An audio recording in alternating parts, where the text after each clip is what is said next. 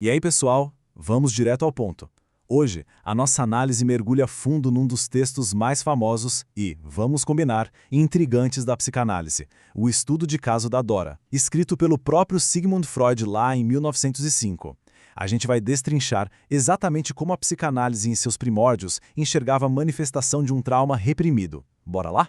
A grande pergunta que guia essa verdadeira história de detetive clínico que a gente vai acompanhar é a seguinte: será que um desejo secreto é capaz de causar uma doença física real? A gente vai ver como sintomas físicos muito fortes, tipo uma tosse nervosa que não passa de jeito nenhum, enxaquecas pesadíssimas ou até perder a voz completamente, podem aparecer do nada, sem nenhuma causa orgânica definitiva. É fascinante ver como a mente humana encontra um jeito bem sofisticado de falar através do corpo quando as palavras conscientes simplesmente faltam. Bom, o nosso roteiro de hoje está bem direto. A gente vai passar por 5 pontos: o enigma da histeria, o caso de Dora, a linguagem dos sonhos, a raiz dos sintomas e, para fechar, a magia da psicanálise. Começando então com a parte 1, o enigma da histeria.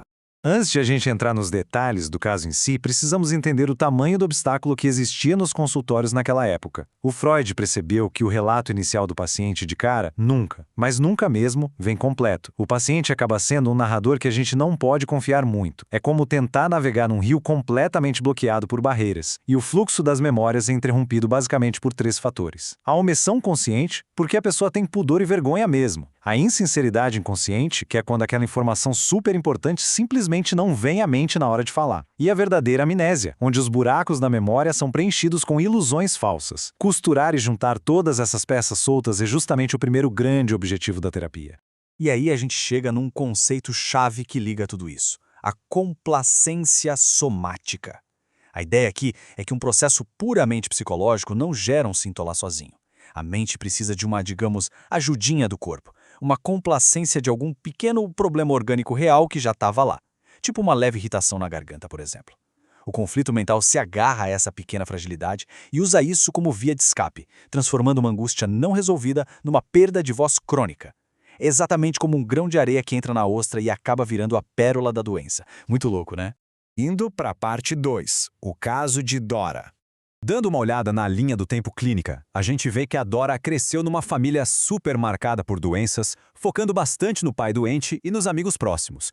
Mas o grande gatilho da história toda acontece em 1896, quando a Dora tinha só 14 anos. Rolou um episódio bem perturbador perto de um lago, onde um homem mais velho, o Sr. K, tentou assediá-la com uma proposta. Depois desse evento indesejado, ela começou a ter ataques terríveis e longos de tosse nervosa e uma apatia gigante. Foi isso que levou a Dora para o tratamento psicanalítico formal lá no final de 1900. Tem um ponto muito interessante nessa história que muda totalmente a nossa forma de ver a neurose, que é o conceito de ganho secundário. O estudo mostra que essa montanha-russa da Dora, de ficar doente e melhorar, não era por acaso. Acontece que ela tinha sacado que a esposa do tal Sr. K, a Sra. K, usava a própria saúde frágil para se esquivar do marido. Inconscientemente, os sintomas da Dora ganharam um motivo secundário idêntico: manipular toda aquela dinâmica familiar super complexa para tentar manter o pai dela longe da influência dessa Sra. K. Ou seja, ficar doente virou uma tremenda ferramenta de barganha emocional. Número 3. A linguagem dos sonhos. Para conseguir quebrar o muro da amnésia e decodificar o trauma por trás daqueles sintomas físicos, a investigação usou muito a interpretação dos sonhos. E o material base traz uma analogia perfeita para explicar como um sonho é construído. Pensa como se fosse uma empresa. O resto de um pensamento do dia anterior, aquela preocupação de quando a gente está acordado, é o empreendedor. Ele tem a ideia inicial. Mas o empreendedor não tem dinheiro para executar a obra sozinho. Ele precisa de um capitalista que coloque o financiamento psicológico ali. E esse capitalista oculto é invariavelmente um desejo inconsciente, que muitas vezes vem lá da infância.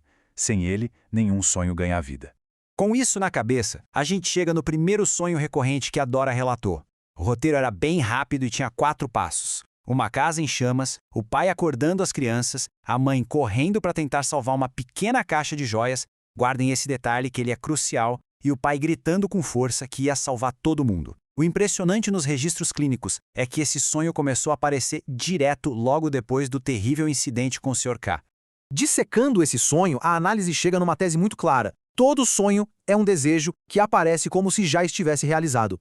A Dora, obviamente, estava com medo do assédio recente e formou a ideia de fugir daquela casa. Mas o motor mesmo do sonho descansava num desejo imenso lá da infância dela. Ela queria profundamente que o pai a acordasse, que aquele amor antigo e puro protegesse ela no presente, criando um escudo seguro contra a sedução e o perigo que o Sr. K representava. Ela substituiu a ameaça atual pela segurança paterna que tinha quando era criança. Entrando agora na parte 4, a raiz dos sintomas. A investigação dá um zoom quase microscópico para ver exatamente como os sintomas físicos nasceram a partir desses medos reprimidos. A fonte rastreia a origem daquela sensação de pressão direto de volta para o abraço forçado do Sr. K. Naquele instante violento, a pressão física que começou na parte inferior do corpo dela gerou um sentimento de repulsa tão gigantesco que a Dora simplesmente expurgou isso da mente consciente. Mas a energia tinha que ir para algum lugar, certo? E rolou um claro deslocamento. A sensação foi suprimida e movida para a parte superior do corpo, virando aquele sintoma fantasma e super persistente de peso no tórax. Uma camuflagem orgânica perfeita para esconder uma lembrança inaceitável. Avançando mais no tratamento, a gente chega num ponto muito curioso da análise, que foi o segundo sonho. A Dora se descreveu andando por umas ruas estranhas até chegar num quarto e ficar lendo uma enciclopédia gigante calmamente. Mas o detalhe misterioso que chamou a atenção no final do relato foi que, no sonho, enquanto subia as escadas, ela arrastava muito pesado o pé direito. E as peças desses sintomas se conectam de um jeito magistral. Acontece que meses antes, ela teve um leve quadro de apendicite e o diagnóstico fez ela realmente arrastar o pé direito na vida real. O problema é que, depois de um tempo, os médicos não conseguiam mais entender por que ela continuava mancando, já que não tinha dor nenhuma no local. A análise decodificou a imagem do sonho. O pé arrastado atuava, na verdade, como uma rigorosa autopunição histérica. Ela estava se castigando pelo evento que apareceu mascarado no sonho.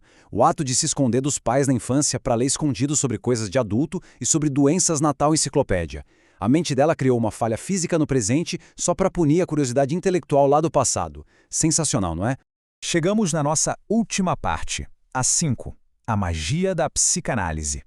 Quando a gente junta todo esse material rico e amarra as pontas soltas, chegamos no núcleo de todo o tratamento, a cura pela palavra.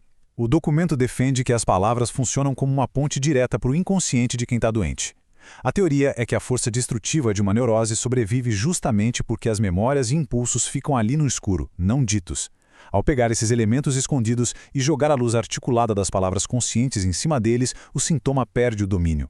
Traz aquela ideia profunda de que falar a própria verdade interna é, essencialmente, realizar uma mágica diluída na nossa modernidade.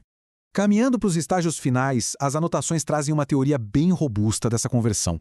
Postula que a neurose é construída através de uma dupla aliança. Ela precisa de uma pequena falha no corpo biológico, somada ao peso do tormento psicológico. Existe até um lado meio conservador no sintoma. O texto usa a metáfora dos odres velhos das escrituras. A mente prefere pegar um incômodo físico antigo, um caminho que o corpo já conhece bem, e só ir jogando os novos dramas e emoções reprimidas lá dentro, que seriam um vinho novo.